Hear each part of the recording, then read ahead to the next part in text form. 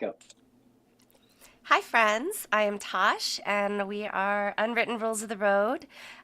We are joined today by the incredible Charles Rehill of Lost Signals. Thank you so much for joining us. I am utterly humbled and honored to be here, Tosh. Thank you so much for having me on. I'm truly flattered. Don't know why anybody want to talk to me, but hey, you have my complete and undivided attention. Okay. So first of all, okay, your music is amazing, but if I were just to get this snapshot of you in your current situation, I would be like, how could anyone not want to talk to you? Like, holy cow. Yeah, I have had several people walk in here and just go like, "Why?" Yeah, I like to think that everybody contains multitudes. And I think this particular space that I'm in is kind of a personification of the maximalism that I kind of tended to develop. I promise I it's not my mean, whole personality, but I'm kind of into That's, synthesizers. I mean, I am a fellow keyboard player, and so Wonderful. I'm like, can we please just jump in and talk about this amazing situation going on? Oh, sure, sure. So I live in upstate New York in the like upper northwest corner of the Catskills, like basically as far away as you can be from the city while still considering it like, anywhere anybody want to be. It's incredibly rural. Takes at least 25 minutes to get into the nearest town. We got a grocery shop, which sounds a lot more dramatic than it is, but I've just got a very different sense of time from living here. We're like, oh, you're only 2 hours away. Like you may as well be neighbors. It's no big deal to just drive all day to go see somebody. Last weekend, I went to see my friend Ethan in Noir, and he was playing in the Catskills. So we absolutely had to go, and I completely overestimated that it was 2 hours and 15 minutes to the venue each way. So getting home was a little rough. But anyway, long story short, I live in the country. On the property was this old blacksmith shop, and even when I came to look at it more than just about 10 years ago, this blacksmith shop immediately captivated my imagination. I'm like, I want that to be my studio. And it wasn't until maybe 4 years ago that I finally had the capital to make the improvements needed to be to make it actually livable, not just with the proper amount of electricity, but just there was no insulation. You could literally see outside, and up here it's not unusual to go 5 to 10 below. So it was not a space worth working in.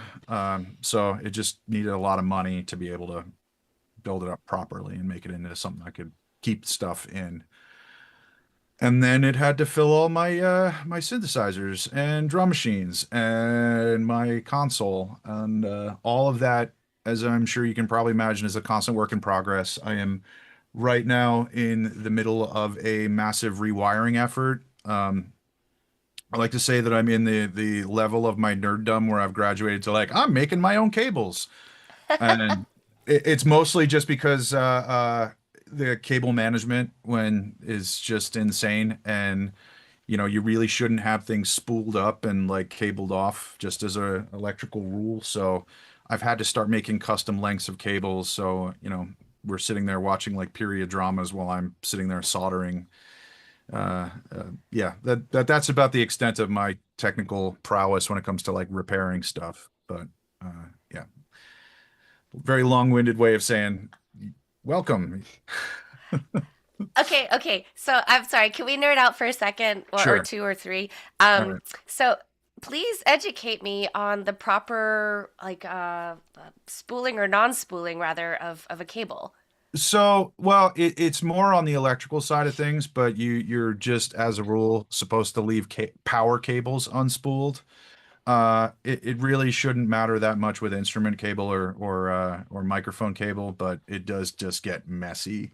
Like I realized that I had maybe I'm trading out what you don't see is right in front of me is a big analog recording desk, and I went last summer and rescued an even bigger analog recording desk, one that some of my colleagues were like, "No, you need to go get that one." So in order to get that new one in and this old one out.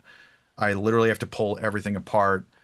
And I realized that it's as it's even bigger that I've lost so much space just due to the fact that there's just like piles and piles of cables everywhere, just from things connected into other things, and they're all hanging from the ceiling too. All the ones, the extras. It's yeah, it's nuts. I wish I could do. I'm planning on doing a studio tour one of these days, but it's kind of one of those when I'm finished that Mm-hmm. never comes. Well, I think it's amazing. I mean, like, gosh, it's like from what I've read about you and what I'm discovering right now, just the fact that you've poured in so much like energy and love into your equipment, into your space, into your studio. I was reading that your first album was produced by Tom Shear, Yes. who we're actually going to have next week. I just love the Oh, small amazing. worlds.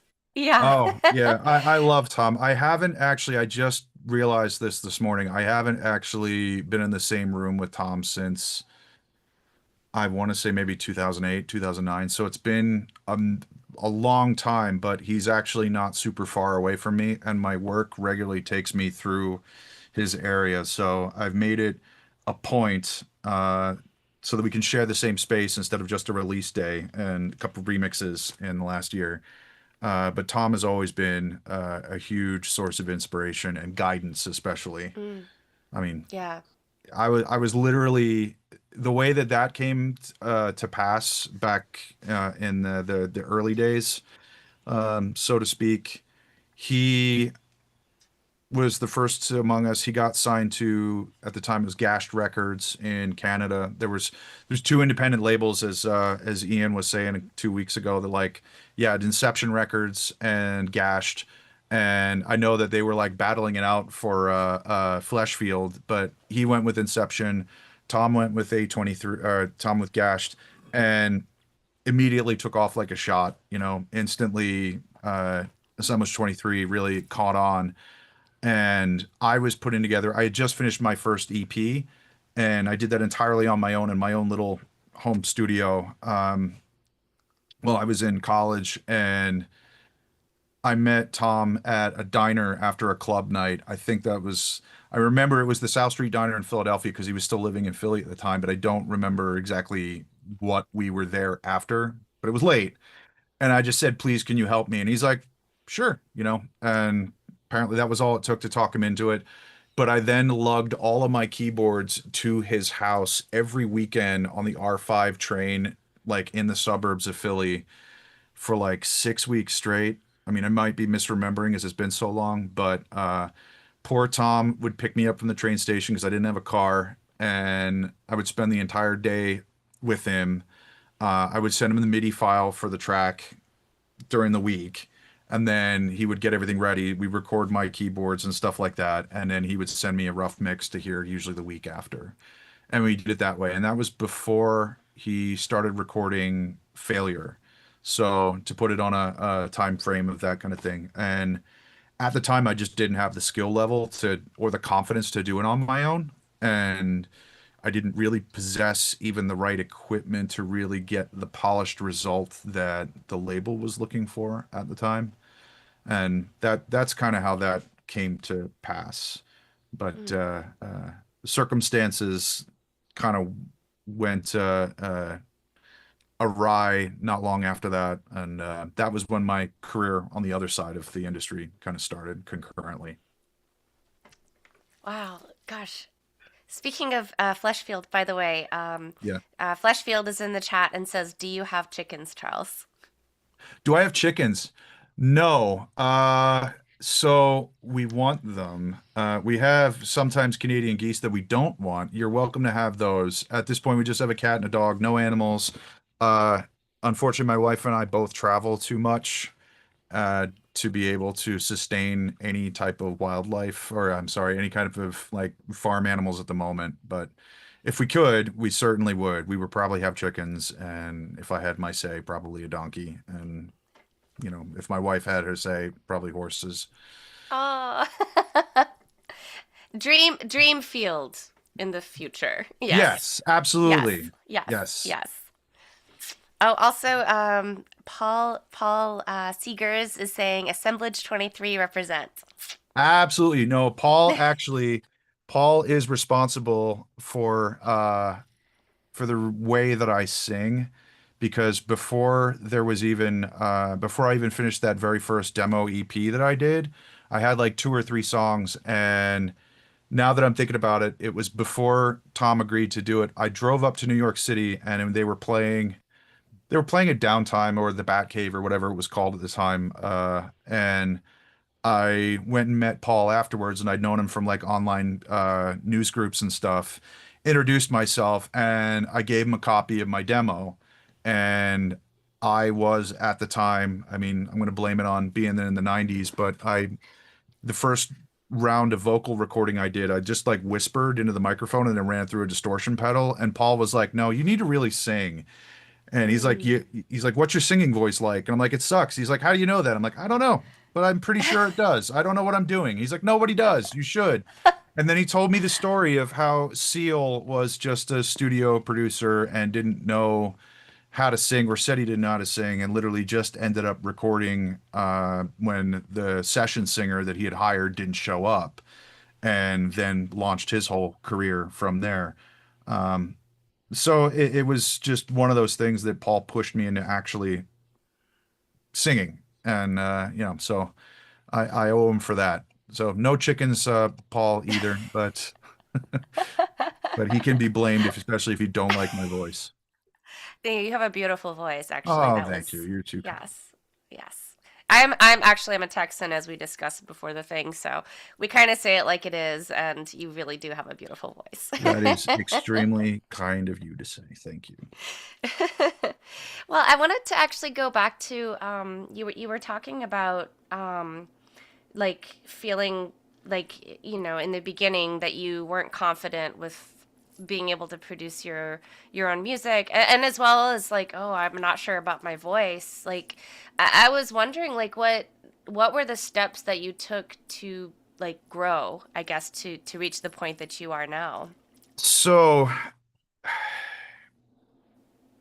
I think on this a lot because I try very hard not to regret anything or stay too much in the what if mindset. And I've had what I feel through, lots of therapy, a very magical and blessed life. I've been very lucky in a lot of things. Uh, One of those things I was blessed with was unfortunately not a lot of self-confidence. And I think that when I first put myself out there, it's hard to put yourself out there, period. It's hard to being vulnerable sucks, and being uncomfortable is just something you have to grow accustomed to. But I just was not able to turn off the voices, and I could not turn off the criticism. And for every positive, nice thing that anybody said about what I was doing in the early 2000s and like when future pop was starting to take off, I don't remember any of it. I can tell you every negative review I've ever gotten Mm, because yeah, that's what I remember. And yeah, I will say that like things have come very far in the years since that they are far kinder even when they don't like something. It's okay to not like stuff, but you shouldn't have to burn down the building to tell them that, you just thought it was a little overcooked. Like that's not necessarily the proper response. But a lot of things I had to basically go out there and figure out who I was, what I was doing, and why I was doing it. And rediscovering that why was the most important thing. So I never stopped writing. I just had to take a break from everything to figure out where my joy was coming from and how to tap into that directly. So through that, I learned to love myself and be kinder to myself so that I can start expressing myself again and not matter, Like if yeah, people like it and people want to get behind it and show up to my shows and like I'm overjoyed. Like it is as I'm sure you're aware, and Paul and Ian can attest that like performing live is just one of the highest highs you can reach, you know, naturally, and I just can't get enough of it. But it also can lead to the lowest lows once you start getting in your own head about it. And I had to get to the place where I can do these things again and none of those other people matter. That Mm, it's just I'm doing this primarily for myself first. That's where the confidence comes from. Yeah. And then the that's professional awesome. career behind that also, didn't hurt. Yeah.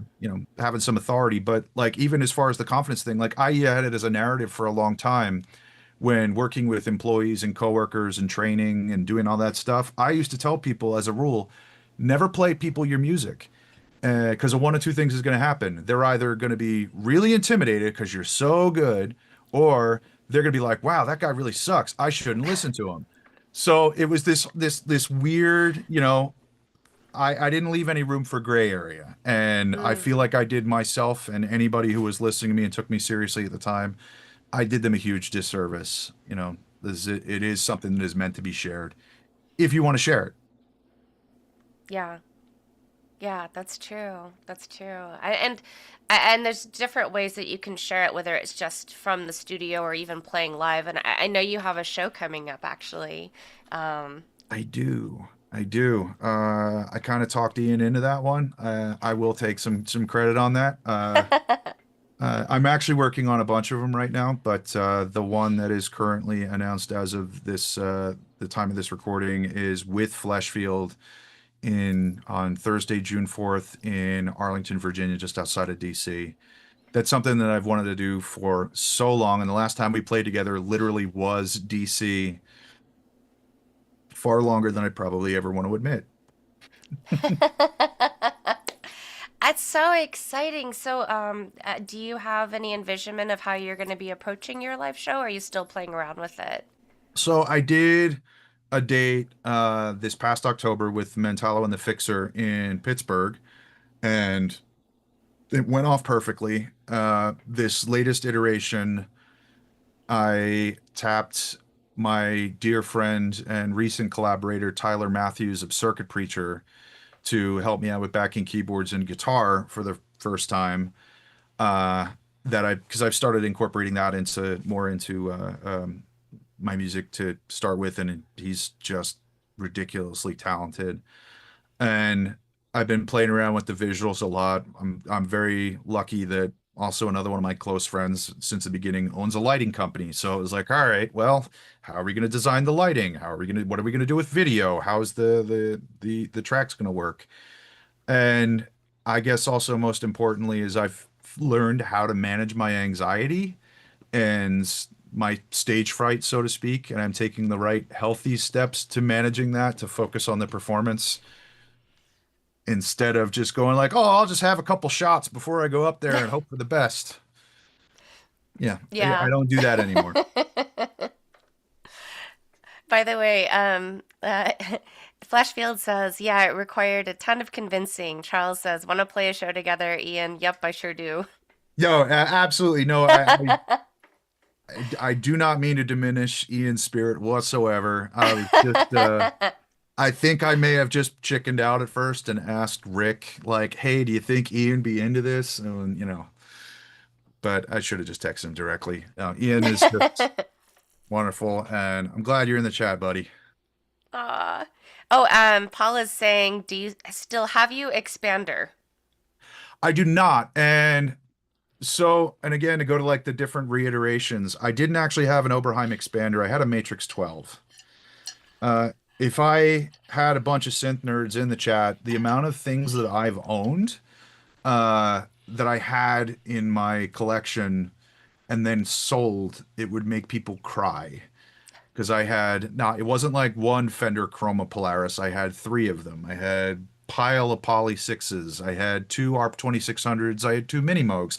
I had an Oberheim Matrix 12, an OB1, a lot of weird, rare. Of course, like this is not when they were going for 30,000. A Jupiter 8. I had Jupiter 8 that I used for years, but I didn't use it a lot for Lost Signal because it didn't have MIDI on it, and because it didn't have MIDI on it, it didn't get played very much. And then it was one of those things that I was going through some major life changes, and I couldn't find anybody that was able to fix them.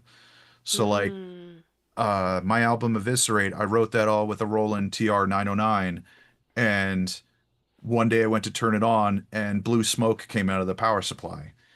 And the repair cost me $2,000 and took 3 years because there just wasn't anybody Wow. in, and this isn't super long ago. This is probably maybe like 2010, 2011. But Yeah. even then, the amount of people willing to work on vintage synthesizers and who, well, were not on the other side of the country, like even in New York or Philadelphia or anywhere on the East Coast, there wasn't anyone. Even one of my Oberheims, I had to keep shipping it to a technician that was in the Mojave Desert, like in a living in a geodesic dome, and who had a synth for like I want to say a year or two. So there wasn't the market for it. They weren't getting that much money, and there was nobody to fix them. So I felt like I had these ticking time bombs. So I unloaded more than I probably ever should have because there's no way I could ever afford to buy a Matrix 12 in 2026 dollars. But I do have Yes. the great Arturia recreation of it, which I will say sounds pretty damn good. I was curious actually, are any of these synths used live or do you just keep them in the studio?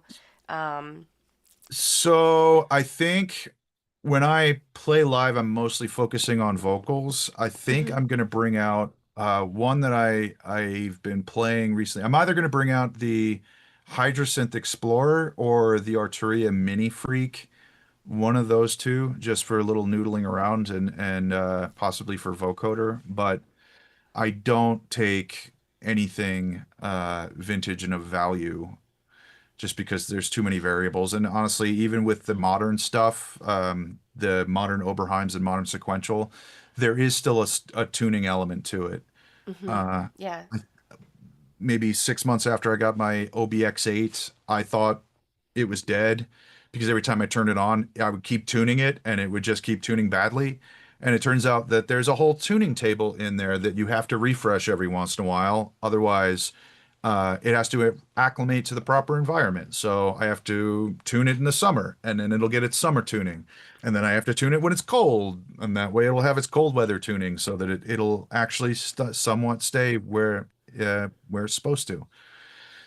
That is not something I want to worry about on stage. So trying to keep as minimal problems as possible is Yeah. the way to go with that. Absolutely. And gosh, I feel like I'm just learning something just talking about like I feel like it's something that you would only know as owning these particular synths as well. Yeah, well, the thing is that something interesting that I learned through the industry is when you get into like the high end analog synthesizers, specifically things like, and I'm talking like not necessarily like Moog Messenger or Sequential Forum, but things like a Prophet 10 or an OBX8 or the Moog 1. All of the primarily the buyers for those aren't necessarily musicians, they're more engineers, you know. Hmm. uh Yeah. my dear friend and longtime coworker Dan Gill, who is the product manager for Akai, we used to call them internally blues lawyers because if you look at like the guitar side of the industry, you'd have these guys that were lawyers that would own law firms, and they would be the ones buying these 10, $15,000 PRS 10 top guitars at Guitar Center, and like they'd sit on a stand next to a Marshall amplifier in their office. That's the blues lawyer. That's who they build that guitar for. It is not the everyday guy who's like gigging on a Friday night. It's specifically for that person who has that income. And I found it really interesting that on the opposite side of that, it's engineers and people who don't identify as musicians that want these like crazy technical things. Uh, I find it's also even the same with modular. Not that there aren't lots of musicians that use it, but there's a lot more people than musicians that find this stuff really interesting. Yeah. Yeah. Well, it's interesting to me as well because in the realm of electronic music, I personally find when a sound comes from synthesis, I feel it more. And it's not even something I can put my finger on, right? I can't quite describe it in words or put my finger on it. But when I was listening to your music, I was like, it really hits me. I mean, not just the beautiful vocals and lyrics, but I'm like, the music feels like it comes from a really deep organic place. So I do think that there's something very unique that this kind of synthesis brings to music. Well, thank you. That's incredibly high praise. And for what it's worth, I'm a big fan of what you do as well. And I was even thinking earlier that like your choice for sound design with Alice is very similar. Like I would have chosen a very similar sound. That's really, yeah.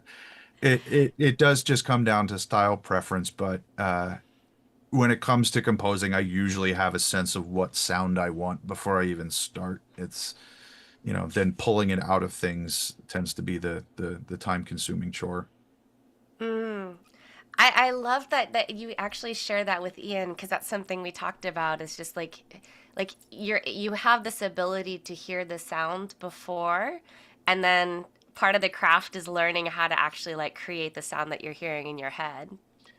Yeah, and I will usually when I get something, my policy is that if I'm able to get a song or a musical idea out of an instrument, it's worth it. Like, hey, did you buy that thing? Like, yeah, I did, and then I wrote a song with it, and it was an awesome song, and I'm happy. If I never touch that thing again, I got my value out of it. It inspired me to do something. I was just thinking about that earlier today. I have a Prophet 10, a new built one, from my time working for Sequential or for Novation Focusrite, the parent company. And when I got it home, the first thing I did was build a bass sound, and immediately that then turned into Falling on My Sword. Like Mm. within the first 10 minutes of having it, I just came up with this repetitive bass line. I'm like, this is gonna be a song. And that, yeah. And I can't even remember now at this point if that bass line is actually Prophet 10, but that's what I wrote it on, and therefore immediately like that purchase was worth it. I'm glad I got that thing.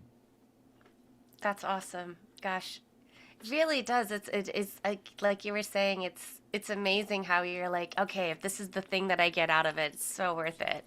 Yeah. Yeah. Hey, the more Um, things you get out of it and the more value it has, wonderful. But as far as I'm concerned, like if it's even if it's a $10 toy and it brings you an idea that you didn't have before, then it served its purpose. It achieved its goal in existence, for lack of a better term. yeah, absolutely.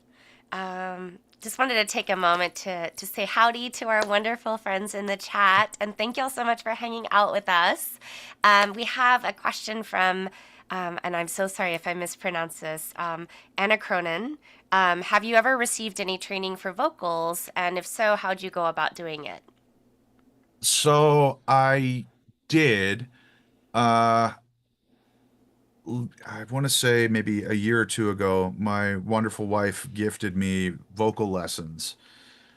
She had asked around, and there was a local university that has a music program, and then put me in touch with one of their vocal coaches. So I ended up only doing a handful of lessons, and ultimately the issue that I ran into with them was that we were rehearsing my stuff, and I'd never actually written out sheet music for it, so we were working off the pre-recorded stuff. But the the lessons that I got from it in breath control and pitch control were uh, absolutely invaluable.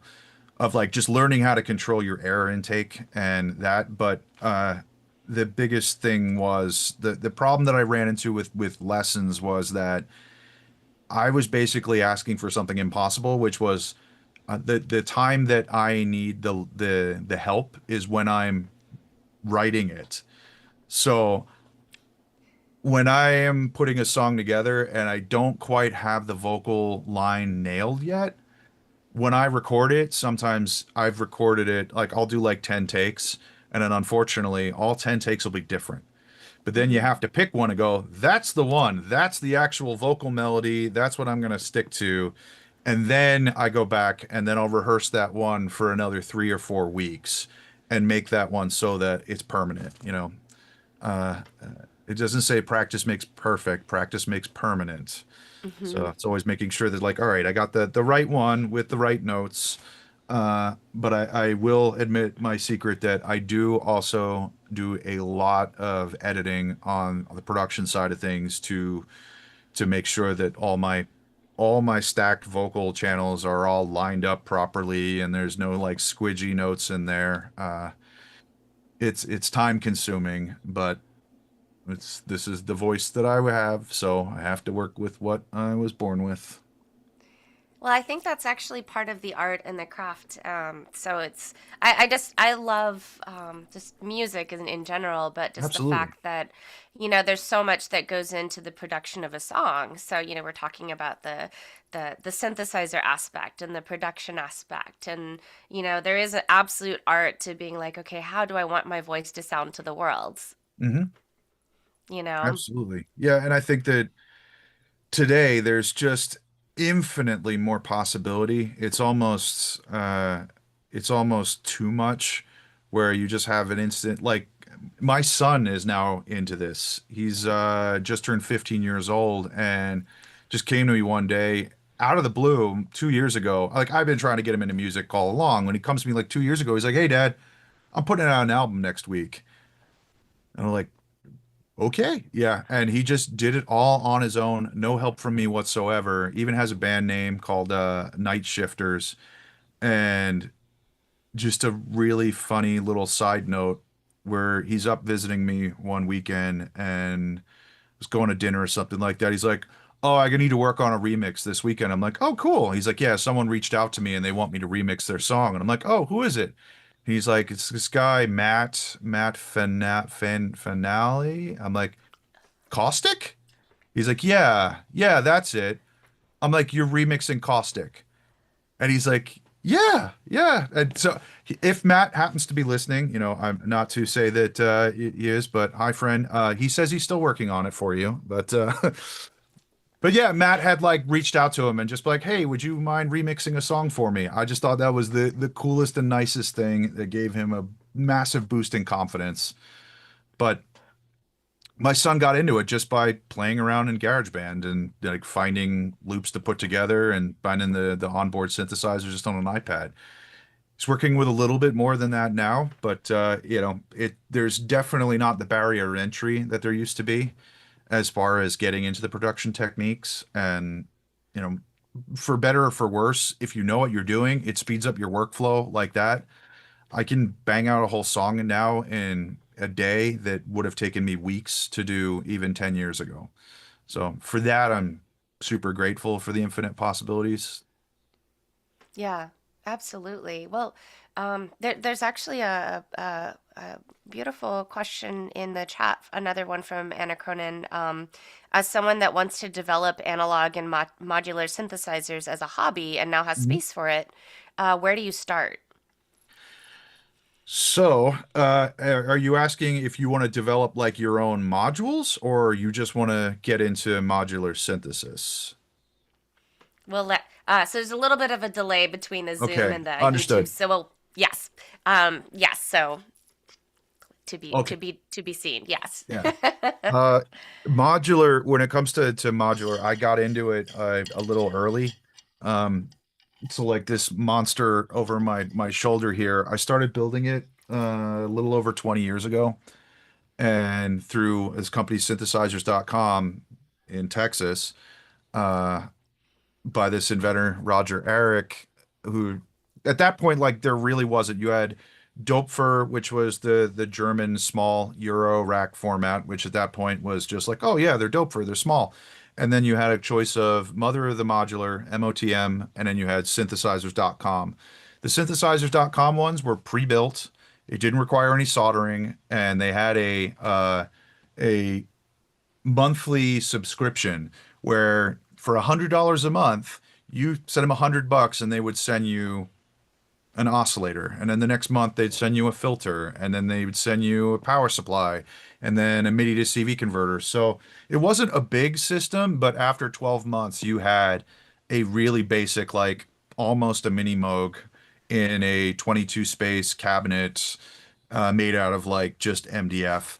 which was fine and it was a great starting point. But they're, you know, very fortunate. Very quickly, what ends up happening is immediately you just start filling the rest of it. Uh, I love this format, the .com. It's like the original clone of the old Moog 55 format. But I think if I were doing it over, I probably would have gone Eurorack. But then this room would be entirely be nothing but Eurorack, and I'd be completely surrounded on all sides because they are much cheaper, they're much easier to build, and the sonic possibilities are absolutely endless. Like you can get a Eurorack module that does practically anything.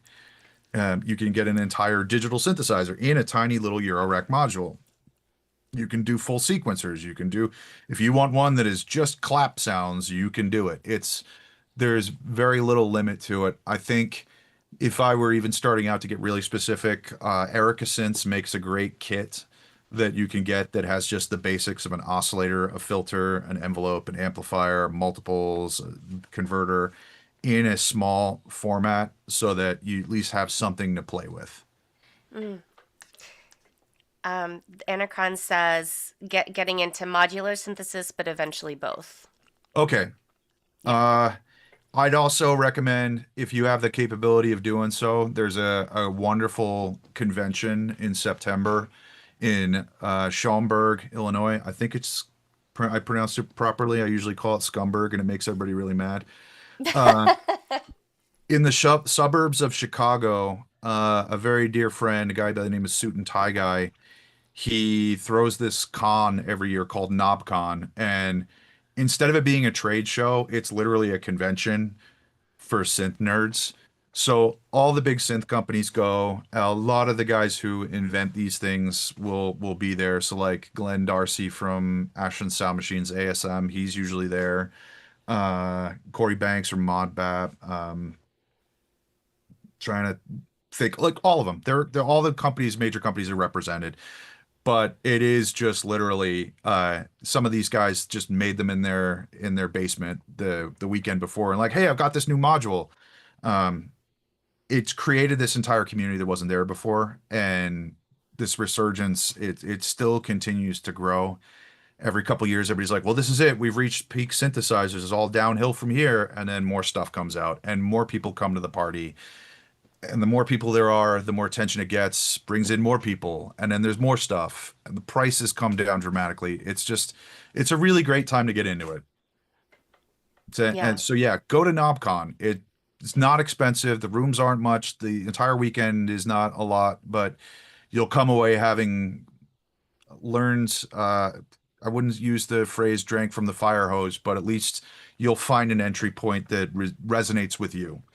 And ultimately, all the advice in the world won't make a bit of difference if you don't find the thing that speaks to you. Mm. Yeah. It's so true. There is something about getting your hands, just into it and being like, okay, what actually sounds and feels right. Yeah, So, yeah. yeah. I mean, I wish that everybody could start with a Mini Moog or an ARP 2600, but that's not economically feasible. Yeah. But there are a lot of really high quality things crammed into little boxes. Like I love, what is it, the Uno Synth Pro X? It's over my shoulder flashing away, I think. That thing's amazing. Like what it's capable of, even 15 years ago, we were not able to do that level of analog circuitry for under $1,000, let alone under 500 in such a small box with memory. Like you can save presets. You know, I remember the first time we showed off the Mini Brute, the very first edition of that at the NAMM show in 2012. Everybody kept coming up and go like, "Well, how do you save the sounds?" And I'd literally pull out my phone and say like, "Take a picture." And they'd be like, "Well, why can't you just save them on the synthesizer?" I'd be like, "Well, that would have cost a couple $100 more, and this is a $500 synthesizer."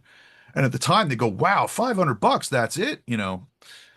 We've come a long way even since then. Yeah. Yeah.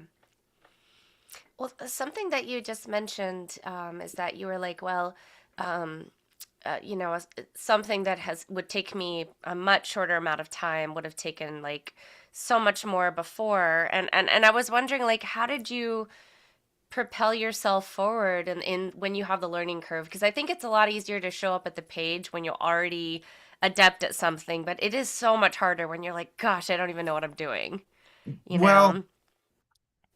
I had a product specialist that worked with me at my current company that unfortunately just passed away last year, and he was he was he'd been doing this for maybe 40 years or so, like on the road showing off specifically pro audio equipment. And one of the things that he had said about some of the assistant tools that are available now is that it just gets you 90 to 95% of the way there without having to have your input. So the way he likened it to was like it's going to pull your car into the driveway for you. It's up to you to drive it those last 10 feet into your garage. Like Mm, that's what it is. So knowing the rules is just great when you know how to break them. And I know that you've talked about music theory in here on the show before quite a bit. And it's all useful to know, but it's only useful to know when you're breaking it. It's not necessarily something that the average person, you just do what sounds good. And a lot of these tools, you can even think of like plugins like Sonable and, a lot of the Waves, the Silk plugins that they've got now. Like you just hit on and it's going to do all the things that I would have done, having spent the majority of my life figuring out what a compressor does and how it's going to work best in this particular scenario. But you just tell it, all right, I'm feeding it a baseline and hit go, and it's going to get you where you need to be, or at least within a couple little minor tweaks. Like it's going to sound good. yeah. Uh, the bigger problem that people will run into is still more the understanding of how a composition comes together and like where sounds will fit together, as that tends to be the one thing that I think really sets apart uh listening to something and thinking, oh, that doesn't sound done yet, or that might sound, I hate to use the word amateurish, because who's to say who's amateur or who's a professional. But I think it comes down to finding where those things fit together to not have it to be too crowded. Yeah, I realize I'm rambling now, but get the thought out. They'll get you most of the way there, Yeah. Yeah. even if you don't know what you're doing. And then do you Rambles. have to? Yeah. Like I don't know how to program computers, but the previous generation did, because that was how you got a computer to work. I can change an oil on a car and I can tune a carburetor, but I can't work on a modern vehicle, but the previous generation could. So I think that, by removing those barriers, you're getting to the thing that you want to do the quickest. Yeah, absolutely. And I like what you're saying as well, that ultimately it's really like you were mentioning the $10, synth that can bring you the joy or give you the Yeah, expression or the song or whatever. Like, yeah. I absolutely. think ultimately, yeah, it just comes down to like how you actually use the thing, right? Of course. I mean, it's up to you to still Yeah. make the art.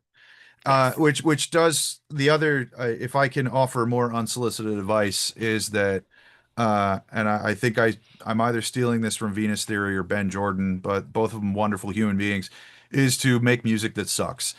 It is important to play. It is important to do things that you are not going to ever put out. It's important to experiment. There is no such thing as a waste of time when it comes to finding joy in this stuff.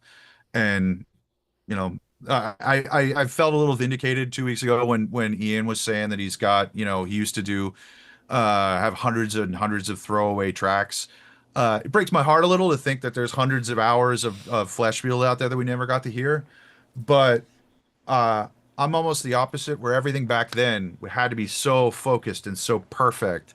But now I've just got hundreds of hours of stuff and a lot of momentum behind it. And now it's like, am I going to release this? Am I going to turn this into a full track? I'm going to keep this idea for later.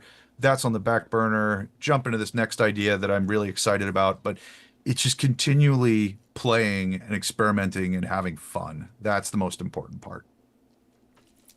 Yeah.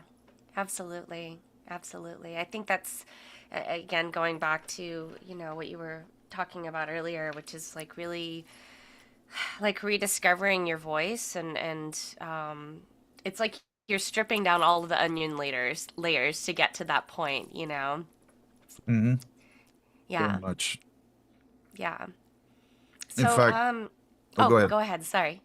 Well, I was going to say, when I did finally decide that I was going to ready to start releasing stuff, I realized that I had maybe 3 to 4 hours of ambient tracks and sound design stuff that I just done over the course of the previous 3 or 4 years. Like just before the pandemic, then during, uh, when I really started to get dedicated with it again, I joined Novation, the synthesizer company, and was getting really deep in the weeds. Got reacquainted with the big modular behind me, and just started recording again, and then just ended up with hours and hours and hours of stuff. And I was like, well, what am I going to do with it? And I actually had that release planned before, with the full intention of knowing the next thing I do is going to be Lost Signal again. It was like, Mm, I just got to get this out of the way because I still think it's worth hearing and I'm really proud of it. And then I'll get on to this other thing. Mostly because I didn't know at the time also, but I'm like, I want to go back to Lost Signal, but I need to make sure that I can. I yeah. need to make sure there's still something there worth exploring. I was reading in another interview that you were delving into possibly some more music with Lost Signal.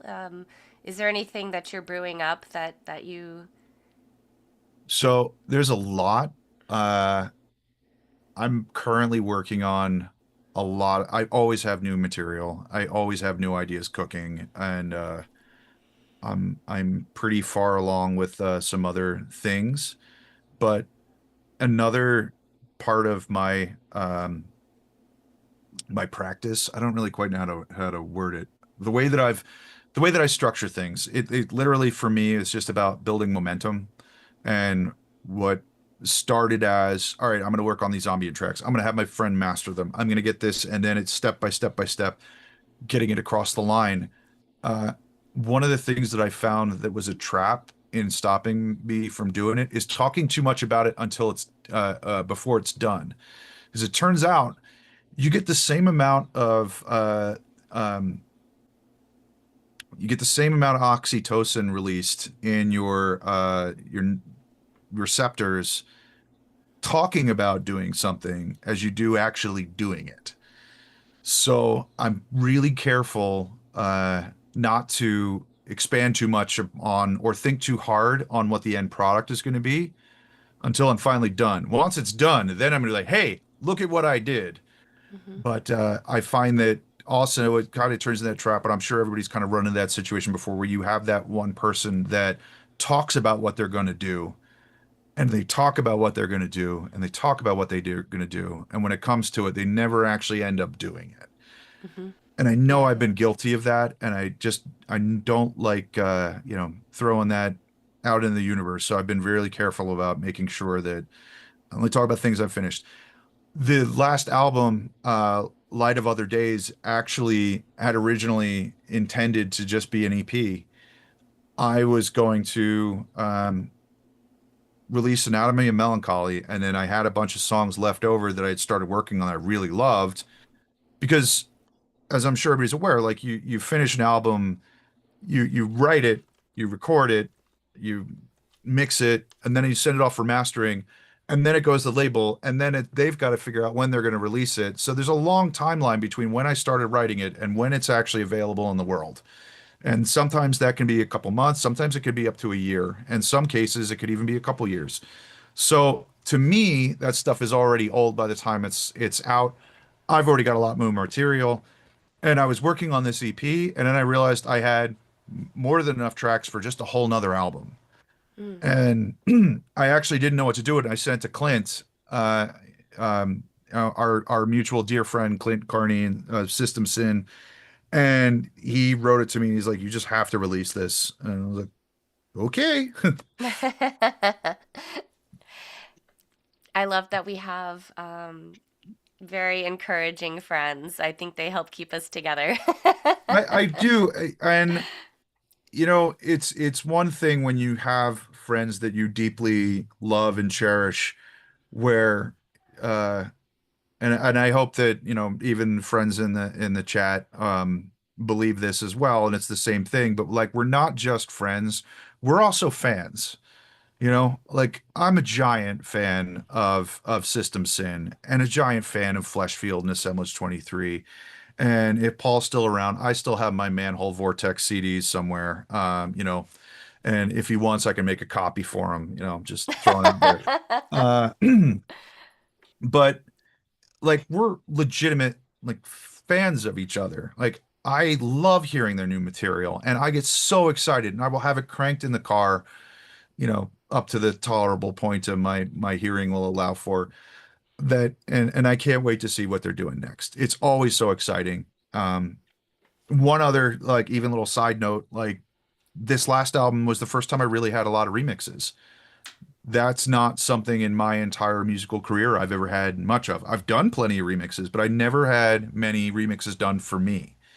So hearing my friends reinterpret my own stuff was uh weird. I mean, it was wonderful. It was just a very strange feeling to hear my own voice coming out of someone else's music. It was, Mm, a cool experience. I get why everybody yeah, likes remixes so yeah. much. Oh my gosh, yeah. And it's so interesting to hear. It's like the reflection, like you said, it's a Yeah, mirror of like their perspective and their expression as well, like reflected back to you of your voice. So right. yeah. But even then, it was just validation that like they got it. They Yeah, understood what I was doing and just interpreted it absolutely. in a different way. This is cool. So we have an awesome question from Fleshfields. Would love to know how you go about writing lyrics, Charles. They are always excellent. I agree. Oh, shucks. It kind of comes out differently every time, and it's always one of those things that I get a lot of anxiety about because when I'm working on the song and I'm like, oh man, I hope I come up with something really good for this. I tend to go back into books really heavily and start reading.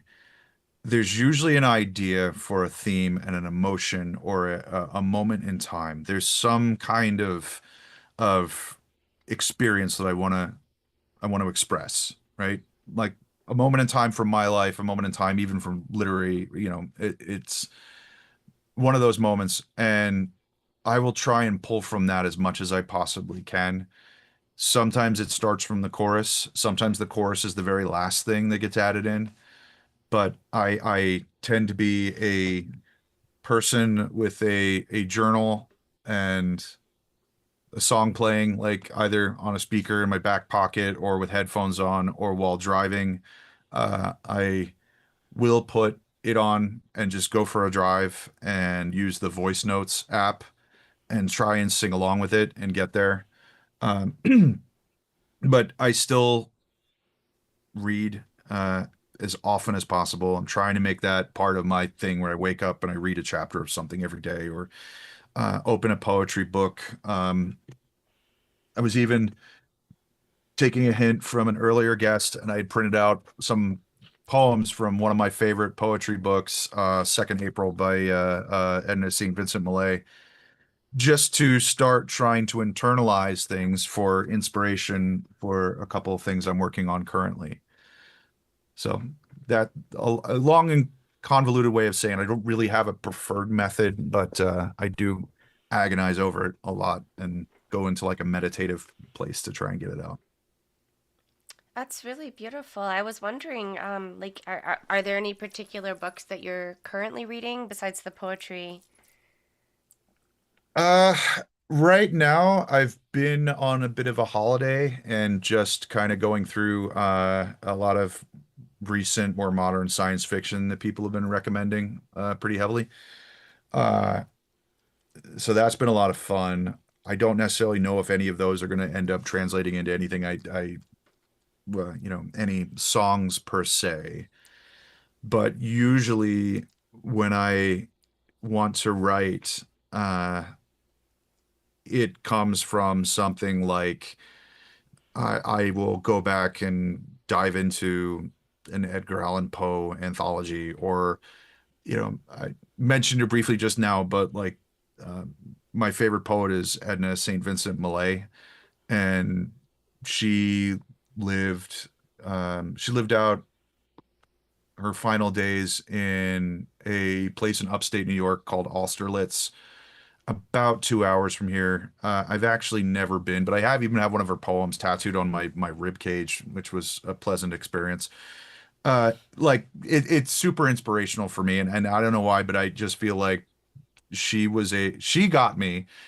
She's dead 100 years before I was born, but she got me. So I tend to gravitate more to things like that as for, when I'm trying to draw inspiration for material. Yeah, very cool. I haven't read any poetry books in a while, but I'll definitely check her out. Yeah, I Yeah. recommend Second April is my favorite, but you would recognize some of it, like because she was a Pulitzer Prize winning poet. I think that's right. I didn't intend on bringing her up, but like things like burning the candle at both ends, that's one of hers. Uh, Building castles on the sand, Hmm. that was one of hers too. And if I'm I don't. remembering correctly, you Okay. had a literary reference to that as well. Oh, did I? I think so. It's entirely possible. I have many things floating in the ethers in my subconscious. Yeah, it is kind of funny how things will come into your periphery and then they get Oh, translated in very subconscious ways. absolutely.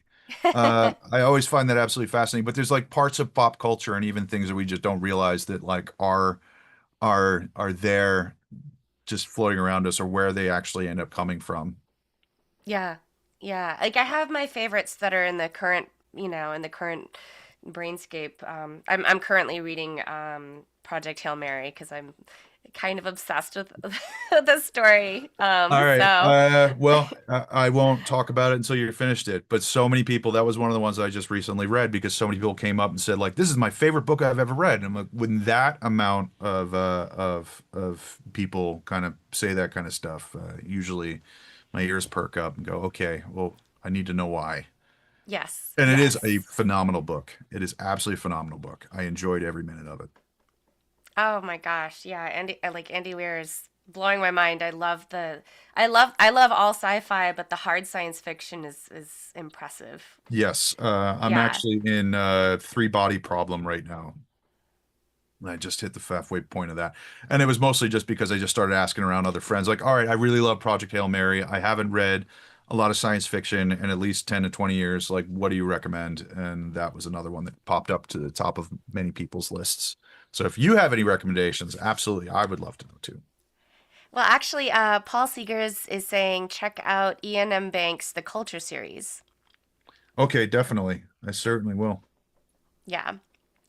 I Yes. am analog writing it down. Awesome. Yes. Culture series. All right. Paul's recommendation done. I just went to a Darren Aronofsky Q&A because he just released a graphic novel Oh, um, wow. called Human Nature.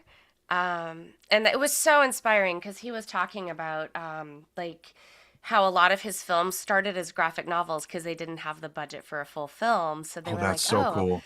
yeah, let's just take the approach of just doing the graphic novel, which is kind of what Andy Weir did with The Martian, just doing like little writings that he shared out on his own site before it became like a fully fleshed out like book That's and movie. amazing. So, yeah. So, That's amazing. Of course, a huge Darren Aronofsky fan as well. I think the first DVD I owned was Pi, back when that was brand new and thought really cutting edge. my favorite all-time movie I think is The Fountain. Um, That one is pretty incredible. That one is definitely, and I think I probably referenced Requiem for a Dream probably more times than anyone should. I really love though just like the storytelling and the surrealism and Yes. the dreamscapes. Yeah. Agreed. Agreed. In fact, the only movie I ever sampled, and it was on Catharsis, it was on the one that Tom Shear produced. Uh, it was What Dreams May Come, the Robin Williams Afterlife movie. Do you know this one? Oh, it's so good. It It's so is. It good. is an absolutely beautiful, beautiful piece of film. I don't know where I was going with that sentence, but I literally like hooked up my old school sampler in my living room with the VHS player and like got it out just so I could get like this one tagline at the end, really amazing and definitely stuck with me. I need to go find that movie. I haven't watched that in a very long time. I know. I'm like, okay, I think I need a rewatch here. Yeah, yeah. Yeah, I think there's certain movies that just like hit you in Hmm. very specific ways that just stay with you. Yeah, and for what it's worth, Hamnet just completely floored me. Like that, I don't know if you got had a chance to watch that yet. Mm-mm, no, I Okay. haven't. So It that's is a really good probably, one. yeah. I mean, I think Jesse Buckley won the Oscar for it. I'm not entirely certain because again, uh, uh, I don't keep up with these things probably as much as I should, or I'm in a good place with what I keep up with. But Yeah. it vaulted itself to one of my top three easily, if not top two movies of all Wow. time. Okay. Yeah. Just as Okay. far as emotional impact goes, Yeah. and just so visually beautiful.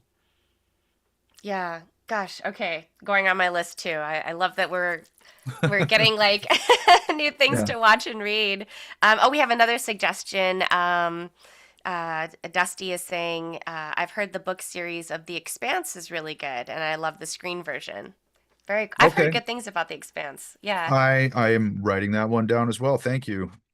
Yeah. Yes. I'm Yeah. doing what I can to try and avoid the little square box of misery that we have to carry around with us as much as possible. I actually have mine in black and white now, so that Okay. because a podcast just recommended that it'll cut down your screen usage because it's not like visual eye candy. You won't be looking at it as often. It is working. I will say that I am not on my phone as much aside from just directly communicating with people, which is the whole point of the device. Mm-hmm. Yeah. I've actually noticed my creativity shifts when I like really limit my screen time. Yeah, Yeah. it's really and it's only going to get worse. So it's just putting up healthy boundaries around it and having having a discipline. It yeah, it'll only help. Yeah.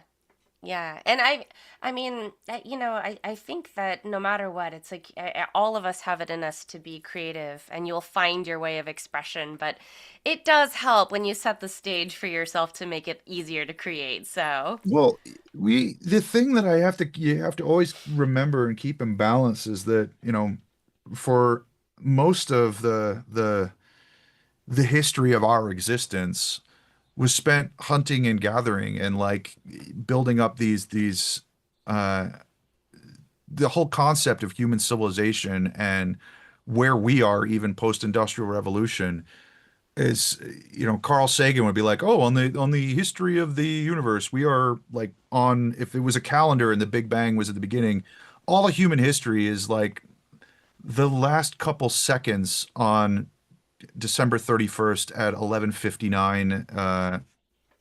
It's our body, our physiology, all of our emotions, all of these things are ancestral, they're evolutionary. They're not designed for this stuff. So we're constantly fighting these, technology companies that have figured out how to hack our own limbic system and our nervous systems to get us on a dopamine drip of things just by scrolling and getting validation for things we haven't actually done. And yeah, we could have an entire another podcast about just that topic alone. But boundaries are important. Boundaries set us free. yeah. Yeah, absolutely. So I had Curse Mackey on last week, Okay, and he just wrote a really fantastic book called The Sound Philosophy. I have it Uh, on order. It's really awesome, and like that's actually something he talks about. Because I think there's a time and place. Like it's awesome to stay connected and aware, and it is a form of expression. But then boundaries, like the boundary and the time chunking, where you're like, okay, this is my time for this, but Yep. now I set it down, and then I have my time to do the other things in my life. You know? Absolutely. Yeah. And you know, it's also that whole mentality of like, even, you know, you cannot take care of anybody else and take care until you take care of yourself. You know, Yeah. it's your own mental health needs to be at the forefront, and we have just an entire civilization stacked against it now. And all of this, I know it kind of all bleeds together, but it's even part of going back to, you know, my creative process is like do one creative thing every day. Do one Mm. thing to like just put some energy into something that is bringing you joy every single day and stay present in the moment as opposed to like pushing for goals. I hate goals. It's like once you get to a goal, then what? Then what do? You make another goal, you know? It's like it's supposed to be in the moment every time you're doing a thing. That's what should be making you happy. Gosh, I was just thinking about that recently and having a conversation with someone about that, where it's like I feel like especially in entertainment or music, there is Yeah, always this drive and this push to produce the next thing. absolutely. Yeah, Well, yeah, even in the way that like albums and music is released now, it's like, all right, you get a big, huge push and going, yay, you did it, your album is out. And then 3 weeks later, it's going, okay, now what are you going to do? And it's like, well, that right. was the whole thing that took me 2 years to get to. Like, what do you mean what's going to happen? Like, well, you're no longer relevant. It was 3 weeks ago. Now you got a tour. It's, yeah, all of these systems were set up and designed that way to feed, you know, feed this drip of dopamine and get on this cycle.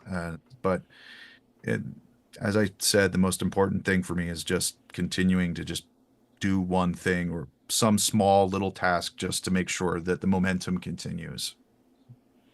If I may ask, have you done the creative thing for today yet? I did. The way that I group my creative things is it can be studio work or it could be sound design work or it could be writing a song. Today I made a bunch of cables and and got everything wired back in here that hadn't been wired in before. So I got to play around with a bunch of synthesizers that were not currently connected to the matrix that's running in here, that I haven't actually heard in a number of years. So that Yeah. was my thing today. And Yay. technically for Lost Signal, this counted also, you know, considering Oh, the, yes. yeah. Yes, absolutely. No, I think that's awesome. Clint was actually sharing that about his daily process as well. Oh, cool. Yeah, I was like, and that's a really inspiring thing because I feel like it makes it much more doable if it's just one thing, right? Yeah. Yeah, but it also it gives you so much of a sense of accomplishment to look back on. You know, Yeah. it's then you get to look back. It's even uh it was really inspiring, and I know this is going to sound silly, but like I was deeply moved by even what you wrote about me for this podcast because it's weird seeing someone else write about it, and I was like, oh, that's so nice that she wrote all those nice things about me, and like, did I do that? I think I did. Yeah, that was me. That was you. But I mean, like, you don't think about these things day to day, and you know it. Yeah.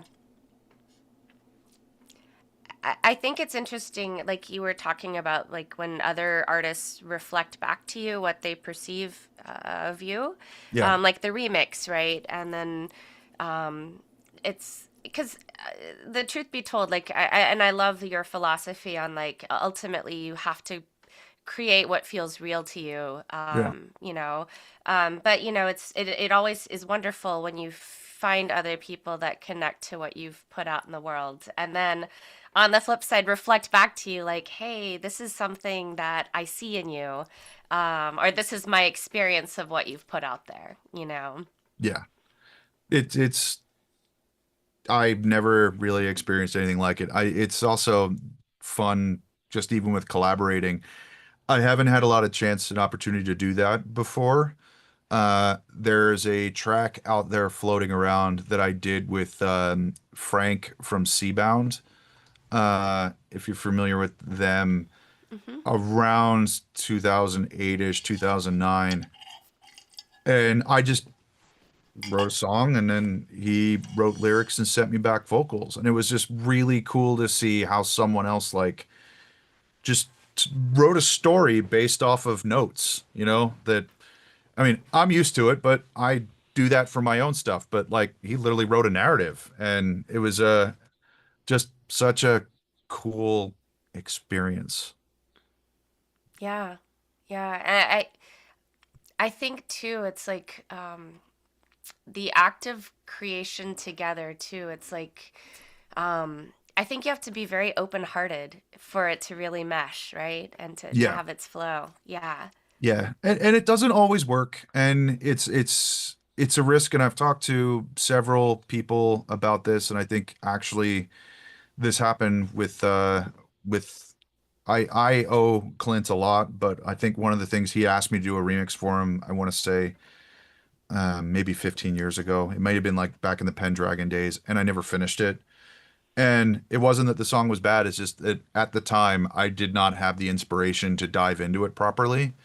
And Mm. that's always the risk, because like if I said, "Hey, you know, send me over a track and I'm gonna remix it for you. I want to do a Lost Signal remix."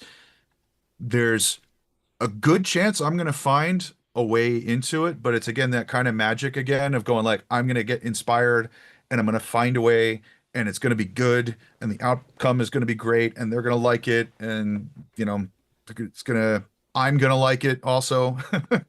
Yeah. Um, that's also really important, but sometimes it doesn't happen. And there have been, even in the last year, there's been several times where I've literally just torn it up and started over, just because I just didn't like the direction that I was going in with something. And when it's for somebody else, then there's always that expectation of like trying to make them happy with it and make sure that they get what they want out of it, especially what it is that they're looking for out of you and setting that expectation up front. Um, but I always now even say that when doing a remix, like, hey, I'm gonna do this. I'm gonna try and do this. If I can't do it, I will be upfront and I will tell you and I'll tell you why. And it's never anything personal. It's just like Yeah. I couldn't come up with anything. You know, I I'm having yeah. less trouble with that now, but it has happened in the past.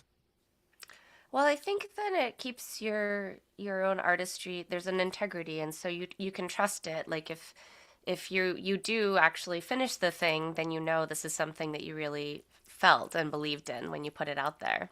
Absolutely. Yeah. Absolutely. I think that's such so much more important than just sort of going through the motions and just being like, I'm gonna do this thing because I'm supposed to do this thing, but then ultimately you come out with something that you might not be happy with. Absolutely. And for what it's worth, like, you know, it's funny that I have as I she would hate that I would call her this, but like Nina as a boss. Because if I said something that wasn't completely genuine, she would just be like, "What is this?" Like Nina does not hold back if on her true thoughts. And so I'm super grateful for that too, because I certainly would not want to have anybody um not fully believe in something I was doing. And if it wasn't for them, I'd want them to tell me. Yeah. Absolutely. For our viewers that aren't familiar, Nina Heckman is the Oh, head of yes. Metropolis. Yes, yes. Um, and we had her on here several weeks ago, and she also has the lyrics from Lost Signal tattooed on herself. Um, yes, that's how much love. I mean, that's some real love, Yeah. like and I mean, gosh, you really do write beautiful, like heartfelt, soulful words. So, um, yeah, it's Thank you. talking about the reflection and she and I talked about this as well, like the full circle, like how like one artist will translate things in a certain way. And it's like you toss the tennis ball over the net and you're like, here you go. This is how I see it. Yeah, and she, when I sent her Light of Other Days, she gave it a listen and gave me her immediate thoughts, and she's like, "Yeah, I like this," and she's like, "Or I think she actually said, she's like, I liked all of them. I wasn't crazy about this song. It's not my style. That's okay. Which, Mm. totally cool. And then she was asking about the singles and such. And then not long after, she like started texting me and she's like, I really want to unpack some of these lyrics with you. And started going like really, really in depth. And some of them I was even a little caught off guard because they just come to you in the moment. And I think of it, it's like harkens back to being in high school and in English class and, like, okay, what does this mean? What is the symbology of this? Where are you going deeper? And uh like it's something that I've never been pushed with before. Like no one has ever come back to me and gone like, hey, I really want to dig into and really unpack this particular section of what was it that you were getting at the heart at. And then we ended up with these collaborative conversations, and she ended up doing an entire painting for Not the End of Me, when that was released based on all the input from all the other artists and stuff. That was Yeah. really, really cool. She texted me yesterday and she's like, hey, I came up with this thought and, I wanted to see if it inspires anything. So she gave me a prompt to go and write from. And I'm gonna work on it and see if I can make something from it. Oh, I love that. I Yeah. really love that. Yeah. Yeah. She's a pretty magical person. Yeah, absolutely. And I don't know, any Metropolis artists that I've had the wonderful experience of getting to interact with, I can see it's a very beautiful community, you know. Yeah. I'm very, very, very, very lucky. Yeah. Yeah. But I mean, I really love that she could see within your music, and your songs, like the power of your lyrics. Like I could see why she would want to unpack that because it's powerful. Um, and that's something that obviously I think is, with a label, like seeing that strength in their artists, being like, all right, so let's really dig into the strength of yours. Yeah. I could not be more grateful and more humbled by the whole experience. It's because it definitely wasn't a financial move. It was more based on something that she just believed in and just trying not to let her down. I don't think you are. Sure hope not. Uh, but I am quite confident that if that day were ever come, she'd be the first to tell me to call me and to like, hey, you're inauthentic now. And I'd be like, all right, work on that. Oh no. But no, but like I want that. And that Yeah. is a another little just side note thing that years ago someone introduced me to the Enneagram just as a way of understanding myself. And I don't even remember who it was that I would watch being interviewed. It was some other artist in another medium or something like that. Uh, they were talking about, like they have you have all these personality tests all over the place. The especially in the dating world, we're like, oh yeah, I'm a introvert, extrovert, INTG, and those were just labels. Whereas the Enneagram, for better or for worse, whether you believe it or not, it gives you a label, but then tells you what your strengths are and who you are when you're at your best. But then it also tells you all of your bad habits and who you are at your worst. So it's like Mm. who you are when you're becoming a better version of yourself and when you're at your best. And then here are the pitfalls that you fall into, that your personality type tends to focus on. And in mine particular, it said basically that, it's the artistic loner that um, very much values authenticity and vulnerability over all else. So it's just like I just don't have time for inauthentic things and things that just don't have any feeling behind them and superficial stuff. Just like none of that matters to me. I just yeah. Uh, so long story short, Enneagram. It's a lot of fun. I'll have to check that out. I have to check Yeah. that out. Yeah, definitely relate. I am the girl at parties that's petting the cat. Um, hmm and it's part of the reason I love Unwritten Rules of the Road so much, is that I just love like these conversations that I get to have with amazing artists. And Oh, this is cool. I'm yeah. loving talking to you. I'm just pretending that we are the only ones talking and that there is no chat room and that no one is watching. That Well, this they is are there's so much love in the chat for you and your voice and your now. music. Oh, Phoenix actually said this was really lovely. Phoenix said that your music is mesmerizing. Wow, I thank loved you. that word. Yeah, yeah, That's incredibly kind. Thank you. yeah.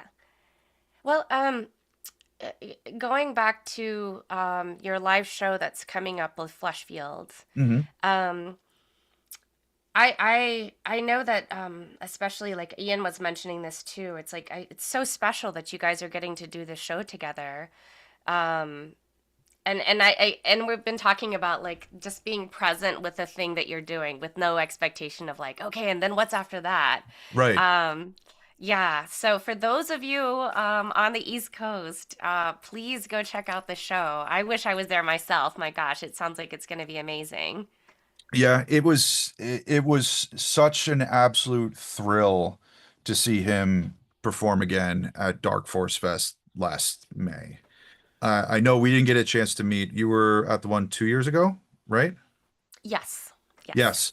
I saw Clint. I was only there for the day. I was there specifically to catch you guys performing a System Sin, and then met up with our friends, Circuit Preacher, and that was basically it. I was out same day. But last year I was there the whole time, and it was just because it was just nothing but friends playing the whole weekend, Mm. which was just such a wonderful experience. You know, Daniel Meyer performing his How Job, and he had just done the mastering on both Anatomy and now Light of Other Days as well. Fleshfield, God Module. We basically had an Inception Records reunion. Like, because it was those four bands. I think the only one we were missing was Sabotage, but yeah, I can't remember who they were a side project of. Maybe someone on the internet will have to remind me. But that was Ian's first show in 20 years. And I was out there talking to Jim Simonic from, Distortion Productions. And I'm like, man, I can't wait to play live. He's like, you want to play live? How's your October? And that was like, great, cool. So I had that one down, and immediately after that was done, I just like, man, it would be just great if I could just get like Ian and the two of us. And if this show works, I would love to do more of them. But I know that Ian's schedule is still like it's got to be one-offs every once in a while. So, we'll figure it out. We'll make it Yeah. work. Yeah.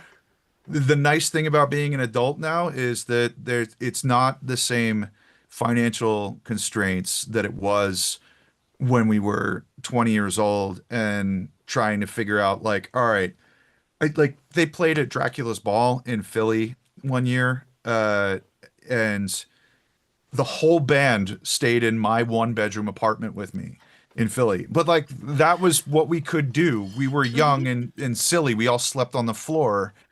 Uh, and we had a blast, and it was the time of our lives. But it's not exactly something that I'm willing to subject our partners to, or like it's a little more difficult to put that kind of level together these days. Not to say that I'm sure I still have people that would be willing to you know stay in a less expensive hotel room for my sake, but I try not to ask that too often. Yeah, absolutely. But I do think that's what makes it so special when you do play. It's one of those things where it's like, don't do catch this, don't miss this, because Yeah. it is something that's very special that is coming. It's like the convergence of the planets and stars are coming together in in this moment. Yes, we're all having our Carl Sagan moments, Yes. that we always come back to. I Yes. have a big Oh, Carl Sagan tattoo as well. oh, Just throwing that out there. cool. What is it, if you don't mind me I asking? have from the Pioneer plaque on Voyager 1, on the golden disc. There is a diagram of where we are in the universe using pulsars as fixed points. So it's Yeah. that diagram of where we are. It's like right in the center of my back. Probably doesn't look so great anymore because it was like 15 or 15-ish years ago that I got that done. But yeah, that's my one other big nerdy thing other than having a lot of synthesizer schematics on me. That's awesome. Thanks. By the way, Ian says that my daughter wants me to let Charles know that she says hi. Hi. I hope you're enjoying this. Yay! Oh, and Dusty says you're talking about the show at the Renegade on June 4th. Yes. Yes, that is the one. Yes. Yeah. And I think if I'm following Ian correctly, it's the one that just had a recital. And if so, congratulations. It looked amazing. Aw, yes. Oh, and Pugsley 6338 says if you somehow make your way to Indiana, especially Muncie, I will be front and center. Awesome. Yes, I would love to come to Muncie. And I think for what it's worth, even Paul has driven out. In my career, I've had to go to Fort Wayne more often than probably anyone human should go to Fort Wayne if they don't live there. Uh, I think literally the TSA at that airport, which is just like that big, they were on a first name basis, which was kind of embarrassing. It was a sweet airport. Like there's a little old lady there that greets you when you are you're leaving the terminal that gives you cookies. Uh, but it's What? I know it's very, very sweet, but there's really not a lot of like heavy industry in Fort Wayne that are flying in. It's a Mm, very small regional airport, but you have Sweetwater. And one year when they were doing their big thing, I was there for a Kai. I was showing off a new MPC, and Paul drove out, and it was made my whole weekend, made the whole trip for me, just to be able to nerd out with a friend for a bit. But all that to say, still the most powerful thing that you can do to get your favorite band to come and play your town is to let the local promoter know that you want them. mm-hmm, You know, mm-hmm. if Yeah, there is a scene, if there is somebody that is booking shows, tell them that you want your favorite band to come yeah. because that carries infinitely more weight than me writing to them and me telling them, "Hey, I want to go play your town." They're gonna be like, "Who? I don't. You don't have any fans here. I don't know who you are. What's your draw?" So that carries 10 times the weight than it does coming from me. Yeah. And it helps too if you're not as familiar with the scene there. If you are familiar with who's booking shows, like where they're happening, that really does help as well. So, Absolutely. yeah, absolutely. For sure. Um, uh, Pugsley says, I'm literally trying to find a venue. The closest thing might be Rojas Cocktail Bar. Hey, Awesome. Yeah. I'm Awesome. down. Yeah. Will involve a Yeah, bit of driving, but I always wanted to see Muncie. Why not? yeah. Yeah, and I mean, gosh, there's just so many really, really awesome music scenes in the Midwest that we've experienced in Illinois and Indiana. So, No, yeah, absolutely. In yeah, fact, back when Fleshfield, Assemblage 23, and Lost Signal and all that, like it was so funny. Like the biggest venue for performing live back then was in Cleveland, Ohio. It was not even in Cleveland, it was in the suburbs of Cleveland. And Paul and Ian, if you're still listening, I have such fond memories of Captain Ahab's Goth Industrial Club. It was in an old seafood restaurant. So like the front of house console was in a big wooden ship that came out of the dance floor. And I opened for How Job, and there was another big Fleshfield Summers 23 show, and that was also the place that I think A23 really broke through because V&V and A-pop were touring, and A-pop canceled that gig. A23 was the head was the supposed to be the opening act, and instead A23 became the headlining act that night when A-pop and V&V had to leave. So, wow, this crowd of 1,000 people were just overjoyed to see Assemblage 23 perform that night. It was just an amazing sight. that's But yeah, so cool. it was Yeah, like just this little converted seafood restaurant, but it's still just amazing memories of that place. And the repeated drive 8 hours from Philadelphia out to, at that point, Cleveland, Ohio. um, so Fleshfield said the fantasy. Yeah, that's it. Yes. And the Yeah. Taco Bell around the corner at like 3 a.m. I love the post-show hangs. Oh, oh, and Pugsley says, if Forgive Me is on the set list, I will be crying in the club. Okay. Well, yes. The answer is Yes, yes. yes, yes, yes. I will bring you tissue box. Oh. I I apologize love in advance. Oh my gosh. I was wondering, have you ever done any of your songs acoustically? No, but I've always wanted to. Yeah. Yeah, That is I was something wondering that about that. Yeah. that is something that I've actually always wanted to do. So, I know that we're kind of up against a time limit here, but I did pick up a bunch of random weird acoustic instruments during the hiatus.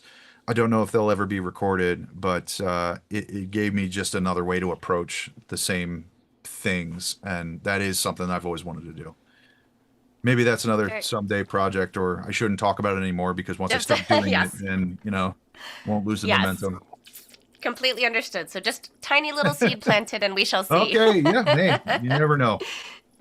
Oh, Fleshfield says, I remember that they wouldn't play because there was no barrier. When Tom played, he said, I don't care if you want to come up on stage, just don't knock our stuff over. um, Yeah, yes, yes. that was one of those like, man, it felt cool to be in the room just for that show. That's You felt incredible. like something big was Yeah, happening. I love those magical intersections. I mean, I usually am like I hear the stories afterwards and I get to see the clips. Like I've never gotten to see Flashfield, but I saw the clips from Dark Force Fest Yes. when Area was joining them on stage, and I Yeah, was that like, was really gosh, cool. magical moments for sure. Absolutely. Well, friends, are there any if there's any final questions, please drop them in the chat. Um, any final wisdoms or thoughts on your part, Charles? I would love to pontificate on the meaning of life, the universe, and everything. Which is 42, by the way, in case anybody is wondering. Yes, indeed. Uh, but I think trying to put up this air of trying to be witty and charming for an hour and a half, I'm probably about at my limit. I'm so incredibly grateful, not only to you for having this podcast and having me on, but just the fact that I could pick it up after 14 years or 12 years or whatever it was and keep going and have people welcome me back. That was Mm. that was unexpected, and really kind of fulfilled me in a way that I didn't know I'd been lacking, for lack of a better way of putting it. I think that that's probably like part of your power is the lack of expectation. I think that it's just being very present in your own fields of creation. Thank you. That is exceedingly kind way of saying it. Um, we're getting some loves in the chat. Fleshfield says, I can't wait to see you, brother. You too. In uh, fact, I do want to maybe call out something that Ian said 2 weeks ago that kind of stuck with me, and that was that, a lot of us, we're all like in a very different season of our lives, and I like to think of them as like chapters of, I was doing this at this time, and that chapter closed, and I'm onto this chapter, and I am trying to be a lot more intentional about the relationships that I have and with the friends that I keep and the ones I want to spend and invest time in. And he was saying like, yeah, we don't go to each kids' birthdays or get invited to each other's weddings and things like that. I'm like, I want to change that. I mm, do want to be a bigger part of my friends' lives, especially the ones that have been there for the longest time. Like every time I go to California and I'm somewhere at least within a 2 hour drive of Los Angeles, like I have to see Clint. It's just, yes. he's it just makes me feel good to just go get dinner with him and, talk and connect. And it's the same thing with Ian. And uh I want to do more of that. So that I'm looking forward to June immensely. Awesome. Awesome. Well, thank you all so much again for joining us, for your wonderful questions, and thank you, Charles, again for your time. I really, really appreciate it. No, thank you. Thank you. Yeah, And I'm yeah. totally blown away, but you did this. Oh my gosh, no! I was like, I've been so excited and really enjoying my deep dive into Lost Signal. So, yeah, you have very much touched my heart with your beautiful music. So, Thank you. yeah. Well, many loves, everybody. Next week, we get to speak with Tom Shearer from Assemblage 23. I love that there's a full circle going on here. I think we might need to Absolutely. figure out like a way to do a little round table with you, Ian, and Oh Tom one of man, these that days. would be so fun. That would be just amazing. Okay, I'm just planting that seed now. Okay. So, Okay. yes, yes. Well, best of luck to your show. I can't wait to hear all about it and hopefully get to see some footage. We'll make Yes, sure of it. awesome. Well, everyone, have a wonderful rest of your Sunday and week. We'll see y'all hopefully next